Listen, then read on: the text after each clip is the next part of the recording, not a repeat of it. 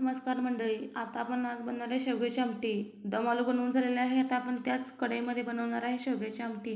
छान असं गरम उकळलेलं पाणी मी ओतलेलं आहे आणि त्यामध्ये 1 ते 1.5 चमचा अशी ग्रेव्ही घेतलेली आहे. ऑल इन वन ग्रेव्ही आहे.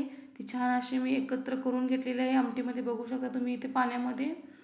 आणि पाण्याची एकदम छान अशी आमटी तयार झालेली आहे. एकदा छान अशी उकळी आली की त्यामध्ये आपण काय करायचं आहे, शेवग्याच्या शेंगा आहेत ना, त्या मी त्यात घातलेल्या आहेत. शेवग्याच्या शेंगा समजा सुकलेल्या असतील 1-2 दिवसानंतर, तर काय करायचं, आपण पाण्यामध्ये 2-3 तास भाजी बनवायची ती ठेवायची भिजवत आणि मग त्याची भाजी बनवायची. असं वाटणार नाही की ह्या शेंगा सुकलेल्या आहेत. आणि छान अशी उकळल्यानंतर मी शेवग्याच्या शेंगा यामध्ये घातलेल्या आहेत आणि कमीत कमी 2 ते 3 मिनटं किंवा जास्त 4 मिनटं आपण ही शेंगा छान अशा शिजवून घ्यायच्या आहेत.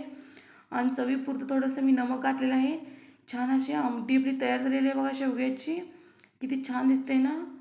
आणि इतकी छान टेस्ट लागते की असं वाटणार पण नाही की ग्रेव्हीपासून बनलेली आहे शेवग्याची आमटी आहे. आणि हे बघा आमचं आजचं जेवण आहे शेवग्याची आमटी, दम आलू बनवलेलं आहे, भाकरी आहे, भात आहे आणि तोंडी लावायला थोडासा मुळा. कशी वाटली माझी आजची रेसिपी कमेंट करून नक्की सांगा आणि चॅनलला सबस्क्राईब नक्की करा.